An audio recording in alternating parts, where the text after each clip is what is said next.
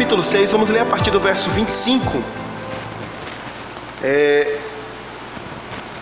Diz o seguinte: quando o encontraram do outro lado do mar, perguntaram-lhe: Mestre, quando chegaste? Jesus respondeu: a verdade é que vocês estão me procurando, não porque viram os sinais miraculosos, mas porque comeram os pães e ficaram satisfeitos. Não trabalhem pela comida que se estraga, mas pela comida que permanece para a vida eterna, a qual o Filho do Homem lhe dará. Deus, o Pai, nele colocou o seu selo de aprovação. Então lhes perguntaram: o que precisamos fazer para realizar as obras que Deus requer? E Jesus respondeu: a obra de Deus é esta, crer naquele que ele enviou. Então perguntaram: que sinal milagroso mostrarás? Que sinal milagroso mostrarás para que o vejamos e creiamos em ti? Que farás? Os nossos antepassados comeram maná no deserto, e como está escrito, ele lhes deu a comer pão do céu. E declarou Jesus: digo-lhes a verdade, não foi Moisés que lhes deu pão do céu, mas o meu Pai quem lhes dá o verdadeiro pão do céu. Pois o pão de Deus é aquele que desceu do céu e dá vida ao mundo. E disseram: Senhor, dá-nos sempre desse pão. Então Jesus declarou: eu sou o pão da vida. Aquele que vem a mim nunca terá fome, e aquele que crê em mim nunca terá sede. Podeis sentar, irmãos. Há outros versos aqui para nós pensarmos, mas eu pretendo pontuá-los ao longo da exposição. Voltando aqui um pouco, 2 slides. Nós estamos em uma série intitulada Eu Sou, o Deus Revelado. E aí eu quero destacar aos irmãos que a palavra Eu Sou, que é do grego eimi, aparece 45 vezes no Evangelho de João. Inclusive quando outros personagens citam as palavras de Jesus. 24 dessas vezes são enfáticas, explicitam o verbo ego, ou a palavra ego, já que não é necessário na gramática grega o seu uso, a não ser para sublinhar uma ideia. Dessas 24 vezes, que são mais enfáticas que as 45 anteriores, ou somadas às 45, 7 foram pronunciadas por Jesus para enfatizar àqueles que estavam lhe ouvindo quem ele era e qual era a sua obra. Olhe bem, o Evangelho de João é escrito, é costurado, é organizado com a finalidade, os irmãos lembram bem do capítulo 22 do Evangelho, quando João encerra dizendo que estas coisas foram aqui registradas para que vocês creiam que Jesus é Deus e, crendo, tenham vida em seu nome. Então 7 dessas 24, cuja ênfase é maior, Cristo declara pessoalmente acerca de si. A palavra eu sou. Quais são elas? Eu sou o pão da vida, eu sou a luz do mundo, eu sou a porta das ovelhas, eu sou o bom pastor, eu sou a ressurreição e a vida, eu sou o caminho, a verdade e a vida, e eu sou a videira verdadeira.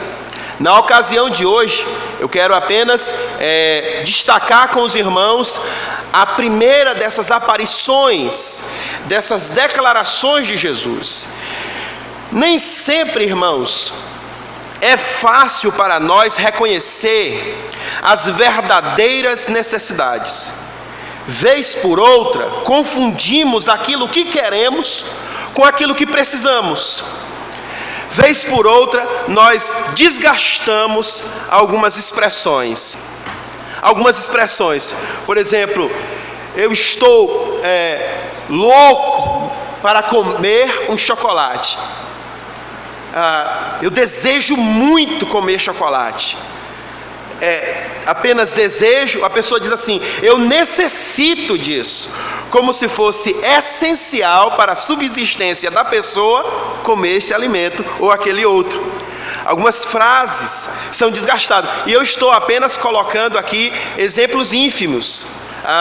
Na verdade, quando se passa para o critério da devoção, da busca de Deus, frequentemente nós colocamos desejos acima de necessidades, e às vezes nós somos capazes de lutar com Deus horas a fios em oração por coisas que estão na esfera dos desejos, coisas que estão na esfera secundária da vida, e não temos a mesma capacidade de lutar pelas coisas essenciais. Frequentemente nós confundimos aquilo que queremos com aquilo que realmente precisamos.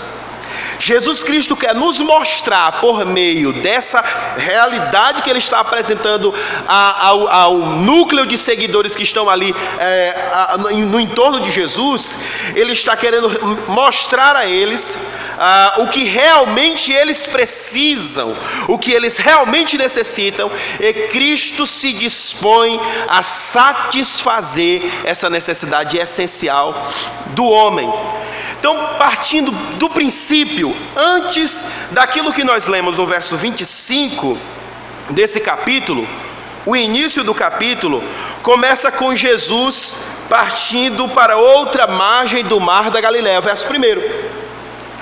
Aqui nesse relato, Jesus, aqui é o relato da primeira multiplicação dos pães. Esse é o pano de fundo deste sermão, em que Jesus coloca diante da multidão que Ele, em contrapartida, em contraste com o maná que foi dado por Deus ao povo em Israel, Ele é o pão da vida. O pano de fundo disso é este milagre, onde Jesus se sensibiliza com a necessidade da multidão. O capítulo anterior, Cristo está realizando uma multiplicidade de múltiplas dezenas de milagres, e as pessoas se acercam dele para ver esses milagres. Elas estão constantemente curiosas acerca disso, elas estão frenéticas para seguir Jesus pelas mais diversas motivações possíveis. A maioria das pessoas que estão seguindo Jesus estão seguindo a Jesus por conta dos sinais que ele realiza. Além disso, essas pessoas seguem a Jesus cegamente. Elas vão seguindo sem perceber que o cair da tarde está chegando, que a noite se aproxima. E então Jesus, olhando a multidão que está ali no entorno dele, ouvindo os seus discursos, ouvindo os seus sermões e vendo os milagres que ele realiza, quando Jesus se apercebe do fato de que essa grandiosa multidão não tem, naquela madrugada, onde dormir e o que comer, e Jesus se sensibiliza com isso, ele de fato percebe a necessidade daqueles homens.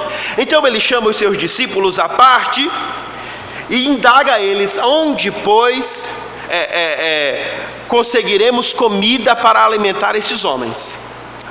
Um dos discípulos de Jesus, se apercebendo da multidão, faz um cálculo rápido e preciso, e ele disse que nem com 200 denários seria possível comprar pães, ou encontrar padaria para comprar pães para alimentar aquela multidão. Ora, o texto bíblico apresenta que a multidão que seguia a Cristo era de quase 5.000 homens. 5.000 homens.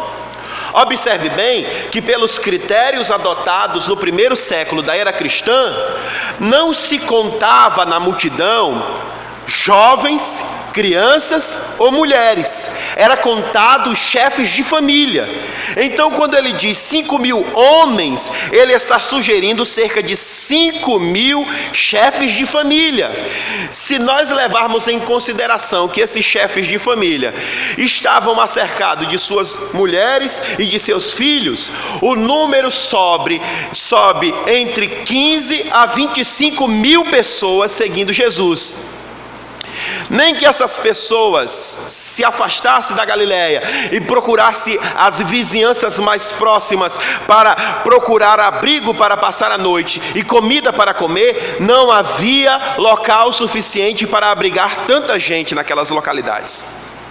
Então Jesus, sabendo, no Evangelho de João isso é muito enfático, sempre está claro isso, Jesus sabendo o que ia fazer, pergunta aos seus discípulos. Observe bem que Jesus tanto se sensibiliza com as necessidades daqueles homens, como Cristo busca ensinar lições aos seus discípulos, enquanto busca realizar um grandioso milagre. Ele diz: dai vós mesmo de comer. Os discípulos estão fazendo cálculos e dizendo da impossibilidade ou da improbabilidade de se reunir recursos suficientes para alimentar tanta gente. E Jesus está proposto em realizar um milagre. Até que alguém encontra um jovem, um mancebo, com 5 pães e 2 peixinhos. Eu acho muito para uma pessoa só, né? Então, ou esse indivíduo estava vendendo, ou era um gordinho assim, cheio de gordice, né? Rapaz, isso aqui vai dar para me merendar agora à tarde, né? Brincando. Então esse indivíduo, esse menino tinha 5 pães e 2 peixinhos, e Jesus tomou a parte, reuniu 12 cestos e começou a repartir, de modo que os 12 cestos ia alimentando a multidão inteira. E depois que todos estavam assentados no gramado e alimentados, os discípulos retornaram com os 12 cestos cheios de pães e peixes. Cheios. Jesus realizou um grandioso milagre. O que aconteceu aqui, irmãos? O que aconteceu aqui foi notório. João, percebam bem, não tem intenção no seu evangelho de relatar milagres aleatórios. Isso não é a intenção do evangelho de João. Os milagres realizados no evangelho, eu não estou dizendo necessariamente que nos outros evangelhos eles relatam aleatoriamente. Estou apenas contrastando com evangelhos que dizem, em tal lugar, ele curou a todos. Tá ok? Ele curou a todos. Nessa ocasião do evangelho de João, João é criterioso nos milagres que ele vai apresentar que Jesus realizou. Então aqui esse milagre tem um profundo contraste com uma grande mensagem que Jesus tem para mostrar. E então, tão logo Jesus realiza esse milagre da multiplicação dos pães, nós percebemos que a pecaminosidade humana sempre leva o homem a distorcer a motivação, o propósito das obras de Deus. Na mesma hora em que os homens viram o pão se multiplicar e todos se fartarem, eles olharam para Jesus e disseram: este é o líder que precisamos. Esse homem à nossa frente tanto vai multiplicar a cesta básica de todo mundo, nunca ninguém vai ter fome, como ele vai nos guiar em uma insurreição contra os romanos, e nós nos tornaremos livres do jugo romano novamente. Então eles concorreram para pegar Jesus e torná-lo rei, à força. Jesus, percebendo que a intenção era totalmente equivocada diante do propósito de Cristo, então Jesus se retirou do meio deles. E Jesus busca então orientar os seus discípulos a atravessarem o mar da Galileia até Cafarnaum, enquanto ele vai para o monte orar. Chegamos aqui, irmãos, do verso 16 ao verso 24, onde os discípulos estão indo para o mar da Galileia, do mar da Galileia para Cafarnaum, e no meio da trajetória, depois de algumas horas remando a fio, adentro do mar, se levanta uma grandiosa tempestade, e a Bíblia destaca que do monte Jesus os via padecer. Olha que coisa tremenda! Do monte Jesus os via penar no mar. Então Jesus foi de encontro a eles, andando por sobre as águas. E encontrando com eles, eles acham que ele é um fantasma. Então Jesus os consola dizendo que trata-se do Cristo, entra no barco com eles, acalma a tempestade e eles chegam do outro lado. A multidão que ficou, ou que havia ficado no começo da tarde, ali na relva, ainda se alimentando e pensando a respeito dos sinais e pensando a respeito da liderança de Cristo, cercou o mar até a outra banda, onde encontrou Jesus e os discípulos já desembarcando. E então chegamos aqui ao verso 25, quando eles se aproximam de Cristo e indagam: mestre, quando chegastes aqui? Eles sabiam que haviam apenas 2 barcos e Jesus não tomou nenhum deles. Eles sabiam que Cristo tinha subido ao monte para orar e os discípulos tinham partido sós. Então eles não sabiam desse milagre. Esse milagre parece que ficou para a particularidade dos discípulos e não para a multidão. Então a multidão, quando vai ali e indaga a Cristo, Cristo responde aquilo que está no coração e não na boca. Às vezes a pergunta feita pela boca apenas está tentando maquiar a real intenção e identidade do coração. Então Jesus diz: na verdade, vocês têm me seguido, não por conta dos sinais que eu tenho realizado, não por conta da mensagem que eu tenho pregado, mas porque vocês comeram dos pães que eu multipliquei e se fartaram. É por essa razão.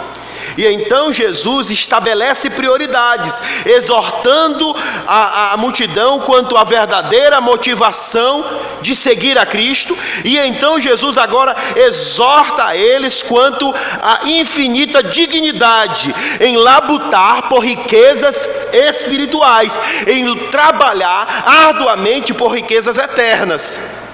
As pessoas não devem seguir a Jesus por causa dos sinais que ele pode realizar, mas por causa do dom que ele pode oferecer. E o dom de Cristo é Cristo. A maior dádiva do Evangelho é Deus.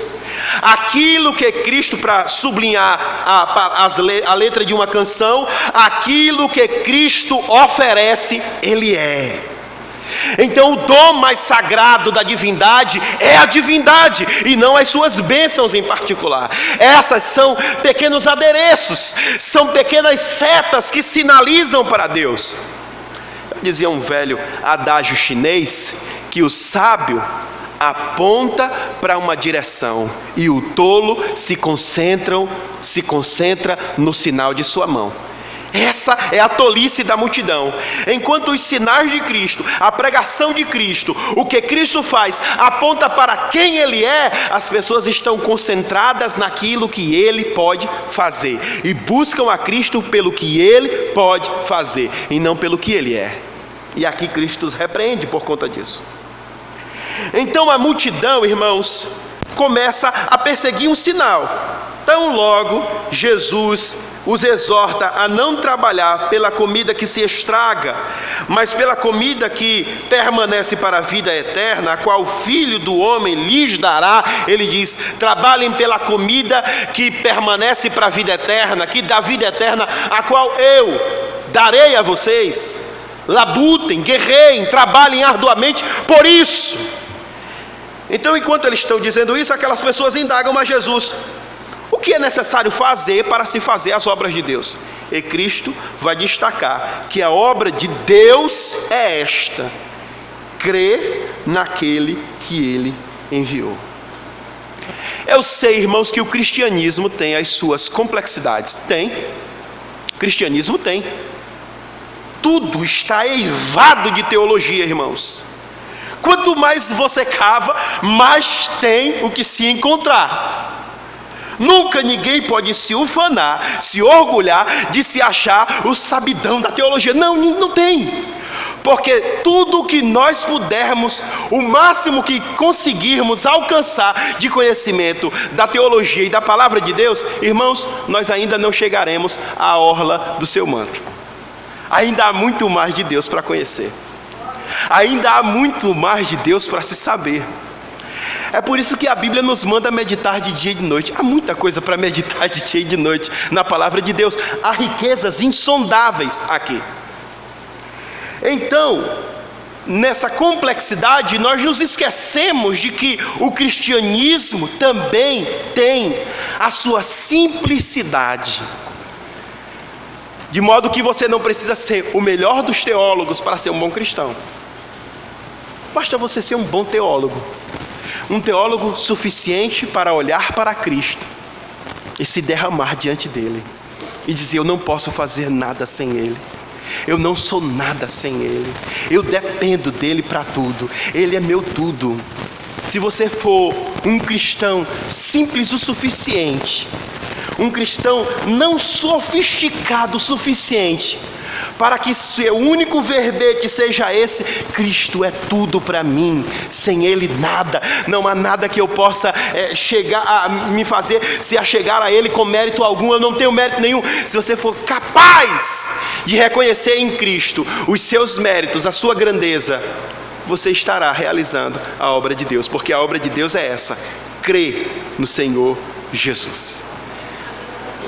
Então, irmãos, quando Jesus apresenta essa verdade a essa multidão, então a multidão mostra algo que elas cogitaram durante a madrugada inteira.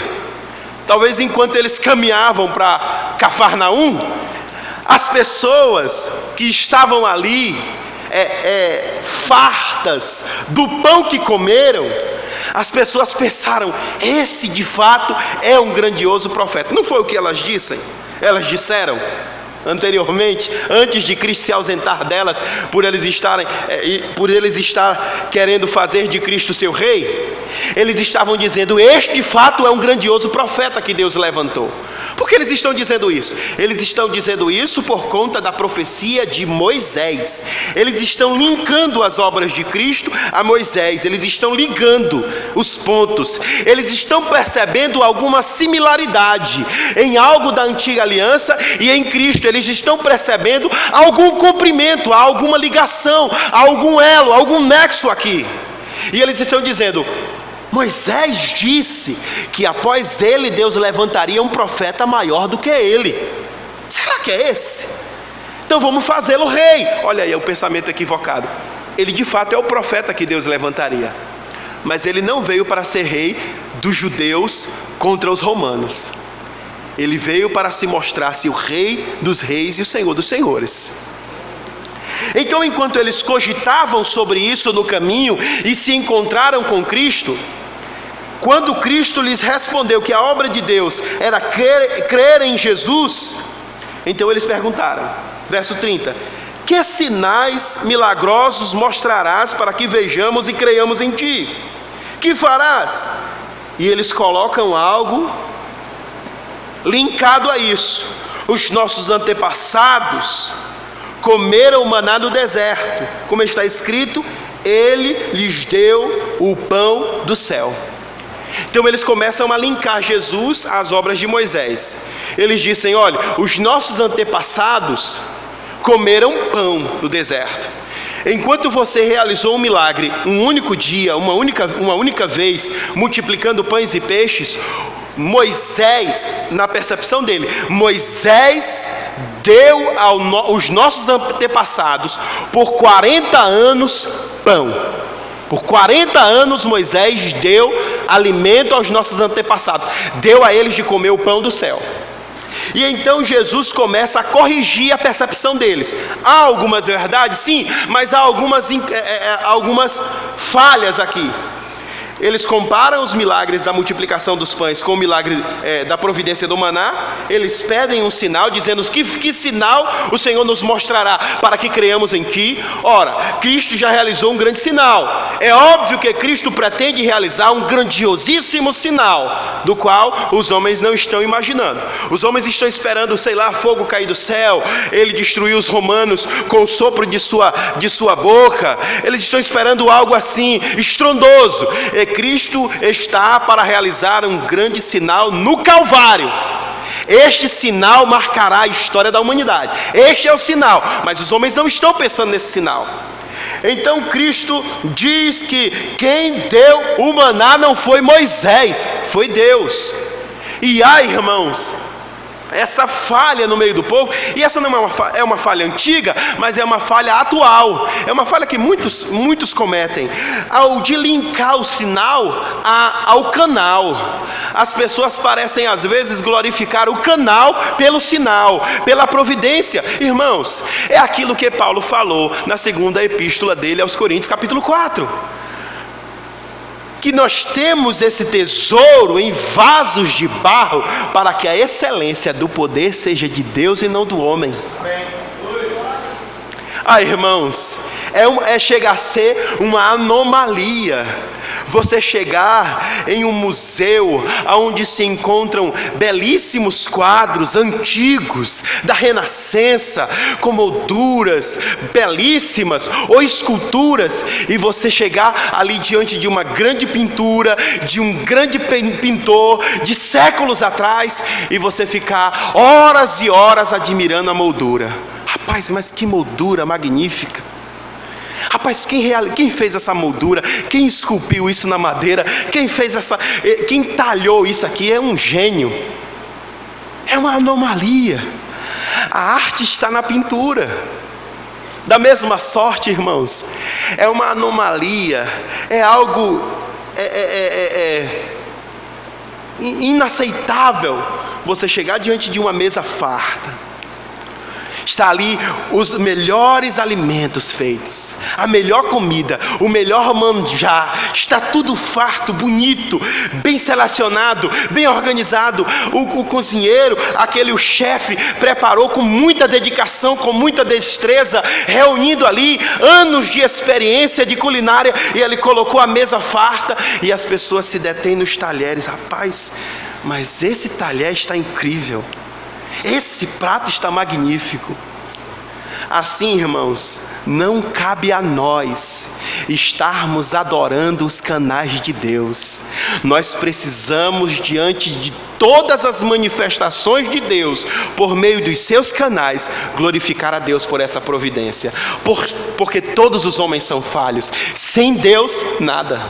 Aqui estão os homens ainda voltando-se para Moisés e dizendo: foi Moisés que nos deu o pão do céu. E Jesus está corrigindo essa visão. Não foi Moisés não. Moisés também precisou se alimentar. Moisés também morreria de fome. Quem deu o pão do céu foi o meu Pai. E ainda digo mais: os vossos pais comeram o maná no deserto e morreram. O maná só podia satisfazer diariamente as suas necessidades diárias físicas, necessidade do seu corpo, de se alimentar, só isso. Mas um dia o maná não os privou de morrer. Jesus mostra então que Deus enviou o verdadeiro maná, do qual o antigo maná era apenas sombra. Era um grande milagre, irmãos, que aquele pó caía do céu junto com a relva, junto com o orvalho, melhor dizendo, caía durante a madrugada, de modo que o chão ficava esbranquecido. E as pessoas reuniam aqueles grãos, aquele pó, reuniam em vasilhas. Eles conseguiam fazer bolos e comiam e se alimentavam todos os dias sob os céus dos judeus, enquanto eles caminhavam e peregrinavam por 40 anos no deserto. Deus enviava essa chuva de pão sobre eles. Houve um dia em que eles disseram a Moisés: Moisés, nós estamos fartos deste pão maldito. Veja a ingratidão desse povo. Esse povo comeu este maná até o dia em que chegaram em Canaã. E quando chegaram em Canaã, então o maná parou. Já não descia mais. De manhã acordaram para ver aquela visão que parecia flocos de neve. Eles não viram mais. Por quê? Porque chegaram em Canaã. A providência foi até aquele dia. Mas o maná não foi capaz de mudar os seus corações. O maná não foi capaz de retirar deles o poder da morte. O maná era apenas uma sombra, era um tipo, era algo que foi posto ali, era milagroso, era glorioso, mas a sua glória era passageira, era transitória, e ela apenas representava uma glória maior que viria. Então Jesus começa a considerar diante deles que Jesus, que Ele mesmo é o maná, o pão que veio do céu, o verdadeiro, o genuíno.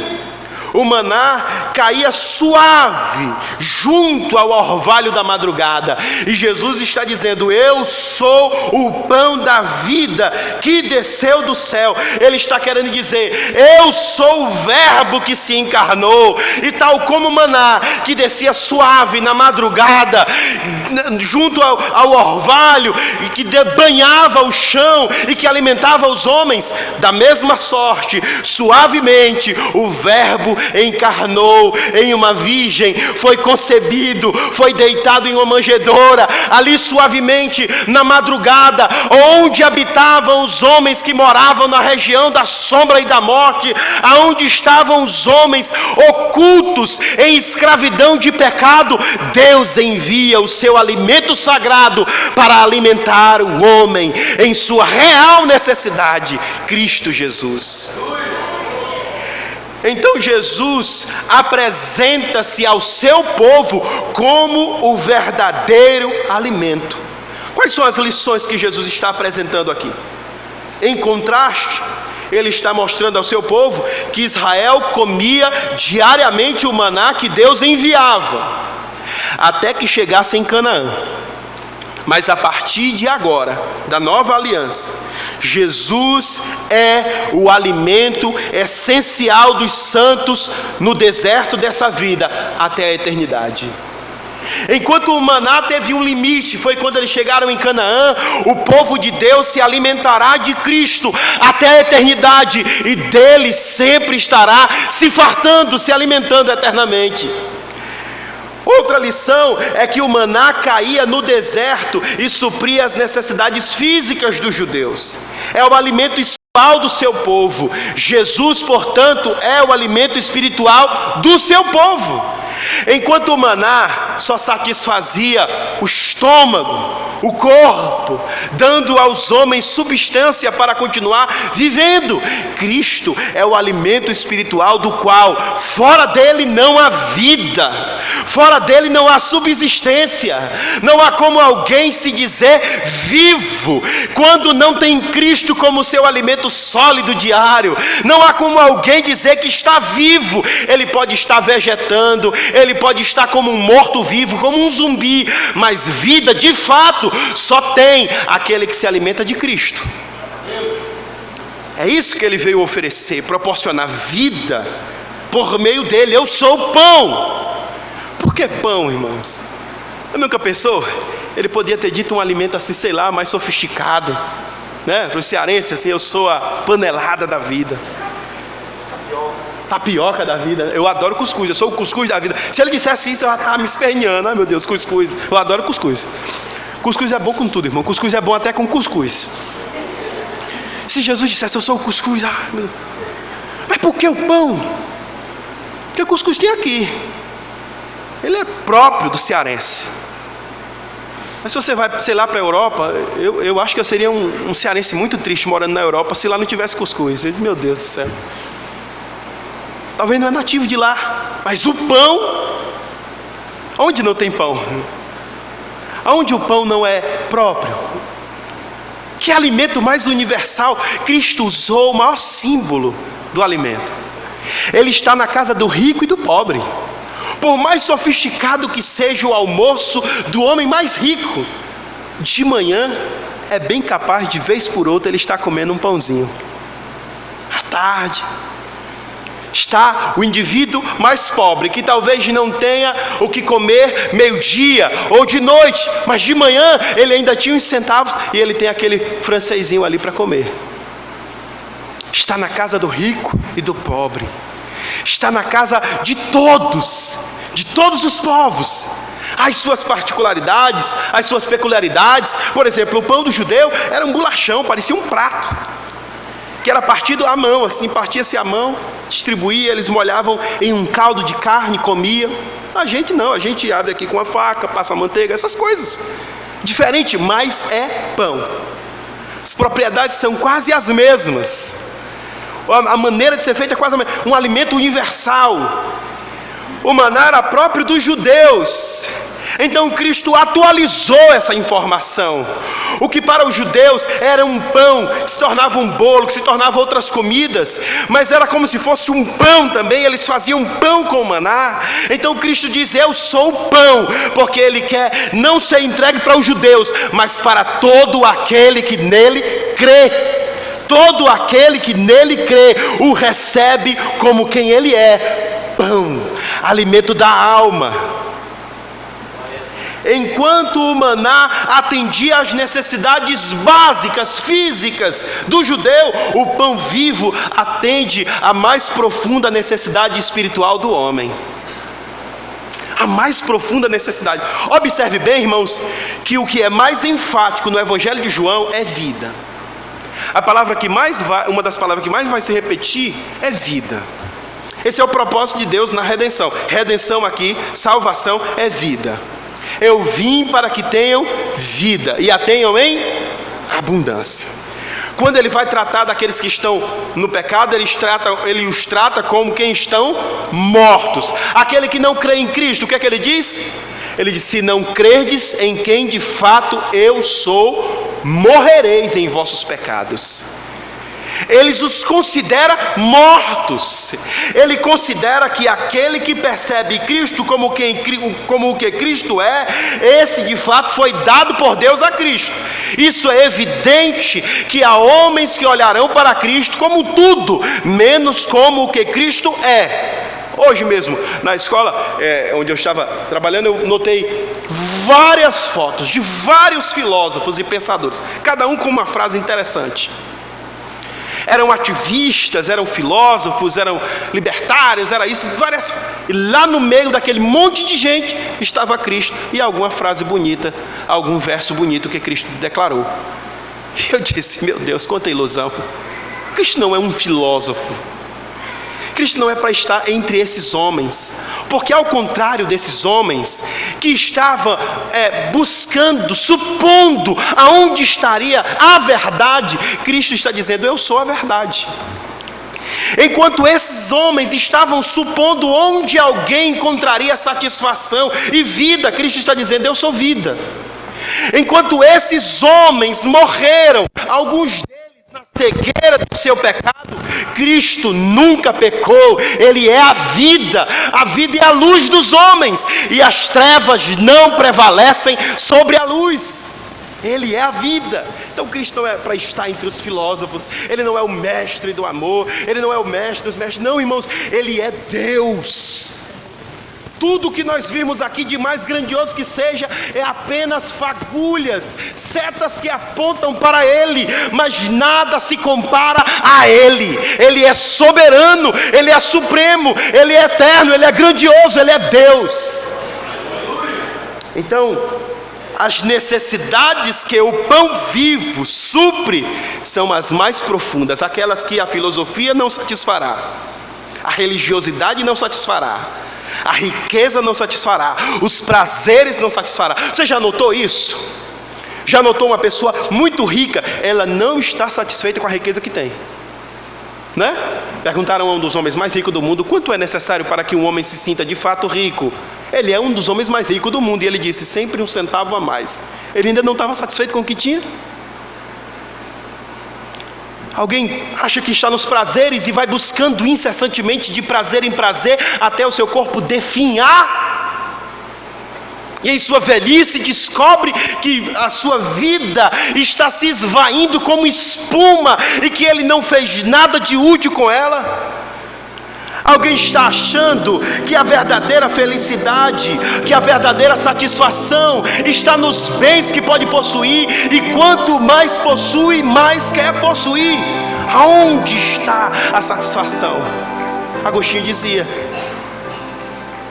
fizeste-nos para ti, ó Deus, e para ti somente. E inquieto estará o nosso coração, enquanto não repousar em ti. Não haverá satisfação na alma humana, enquanto ela não encontrar o pão que satisfaz. Há anseios na alma do homem, e são anseios tão profundos, que por mais que o homem tente supri-los com qualquer que seja a riqueza, o prazer, o pecado que ele possa encontrar nesse mundo, ele sempre vai encontrar espaço vazio para mais, e ele nunca se encontrará satisfeito com o que tem. Por quê?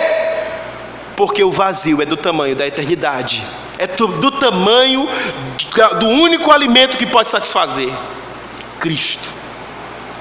Vamos aplicar isso, irmãos. Aqui nós aprendemos que a religiosidade impediu que os homens recebessem Cristo como Cristo é. Não dá para me explorar a narrativa inteira, porque são 70 e tantos versículos. Mas um pouco mais adiante, após Jesus narrar esses critérios que tratam a respeito do pão, ele é o pão. Um pouco mais à frente, parece que Cristo não achou que tinha escandalizado o suficiente. Eu não escandalizei o suficiente, então eu vou tornar mais claro. Aí ele diz assim: você tem que comer o meu corpo e beber o meu sangue. Você tem que comer a minha carne e beber o meu sangue. Então ele vai escandalizando. E os religiosos, quando começaram a ouvir isso, eles começaram a associar isso às doutrinas judaicas, aos ensinamentos judaicos, que diziam que o judeu não podia comer carne sufocada, carne com sangue. Então este homem nos oferece a carne dele, o corpo dele, para ser comido, e o sangue dele para ser bebido. Então eles começam a se afastar, eles não conseguem mais parar para assimilar as palavras de Cristo, porque a religiosidade os cega. A religiosidade sempre cega. Ser religioso é correto, mas há uma religiosidade doentia. Ser religioso, um cristão é, mas há uma religiosidade pecaminosa, é aquela engessada, é aquela que não tem relacionamento, ela tem apenas o rigor da lei, ela tem apenas lei para todos, lei, ela não tem graça, ela não tem favor, ela não tem suavidade, ela não tem ternura, não tem. Essa religiosidade mórbida, doentia e pecaminosa, impede alguém que está na igreja, ouvindo de Cristo, perceber quem Cristo é. Então nós temos que nos aperceber. Eu, você, será que eu estou de fato recebendo Cristo como Ele é? Ou estou recebendo Cristo como eu acho que Ele é? Ou como eu acho que Ele deveria ser? Nós temos que nos aperceber disso. Há muita gente com opiniões, e opiniões, irmãos, não salvam. Por mais elevada que seja a opinião de alguém a respeito de Cristo, se essa opinião não corresponder à realidade de quem Ele é, essa pessoa está perdida. Então você pode pensar que Cristo é um grande mestre, é um grande profeta. Aí você pode até dizer assim: sim, Cristo é o meu Salvador. Mas se você se escandaliza quando alguém diz assim: mas Ele é o seu Senhor? Aí você: não, Senhor não, eu ainda mando em mim. Eu ainda mando em mim. Ele é o meu Salvador, de fato, mas o meu Senhor não. Então você está recebendo Cristo como você acha que Ele é. E a religiosidade está lhe impedindo de se aproximar do verdadeiro Cristo. Mais adiante, a cegueira quanto aos cuidados dessa vida impediram os homens de buscar a Cristo pelo que Ele é. Então as pessoas agora buscavam Cristo pelo que Ele podia oferecer. Lembra disso? Ele multiplicou pães, então esse é o líder que precisamos, alguém que multiplica pães, alguém que aumenta a cesta básica, alguém que nos faz prosperar. Aproximar-se de Cristo, pelo que Cristo pode oferecer materialmente, é um pecado terrível, irmãos. É aí que eu confio, eu acredito no que Martin Lloyd Jones dizia: quando o pecado consegue nos perseguir até a presença de Deus, é quando alguém é capaz de apresentar a Deus os seus ídolos e dizer: está aqui esses ídolos, eles são preciosos a mim, abençoe-os. quando alguém é capaz de colocar algo acima de Deus e ainda pedir a bênção de Deus sobre isso.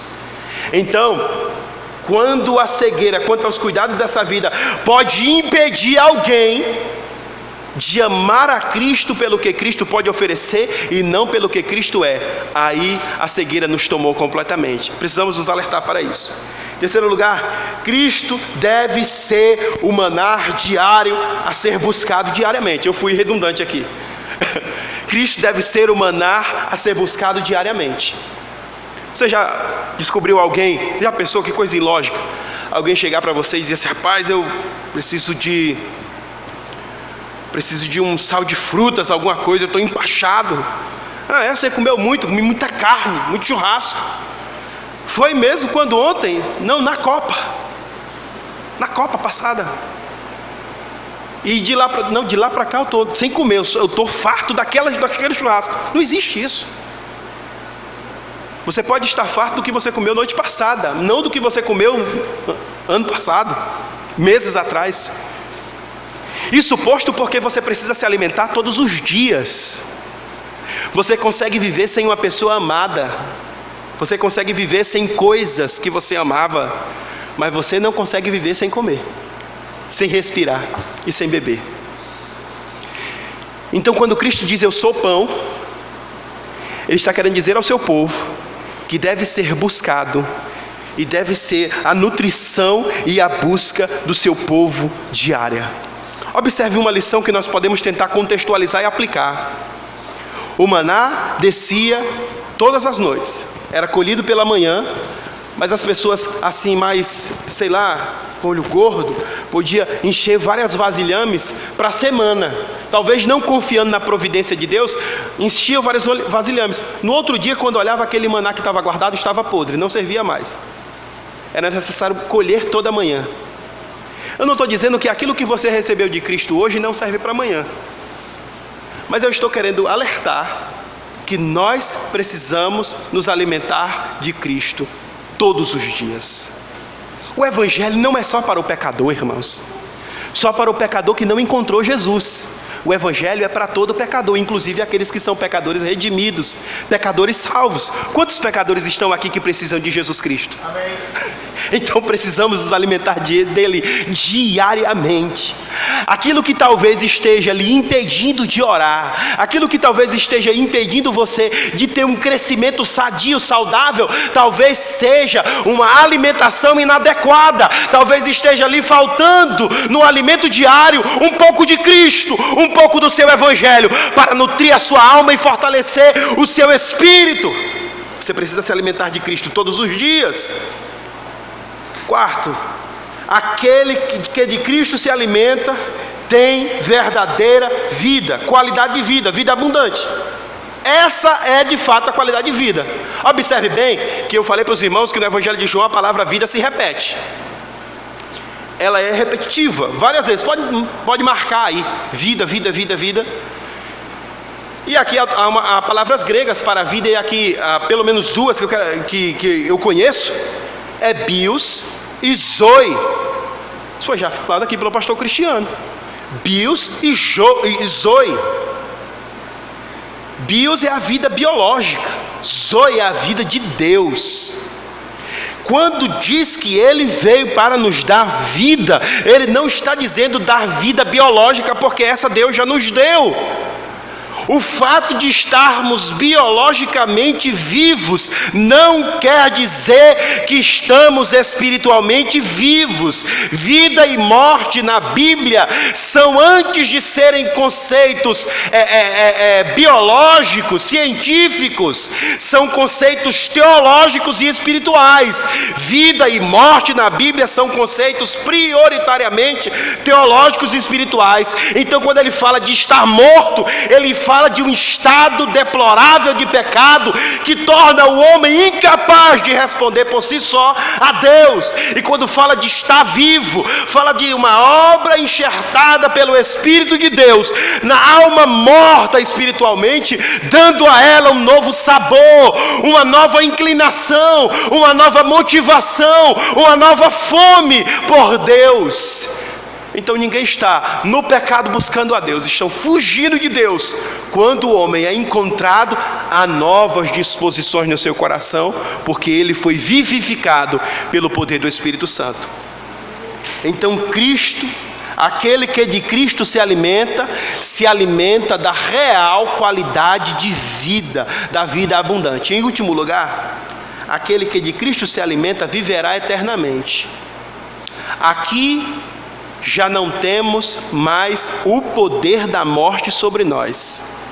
Aqueles que de Cristo se alimentaram, que receberam Cristo pelo que Cristo é, estes passaram da morte para a vida.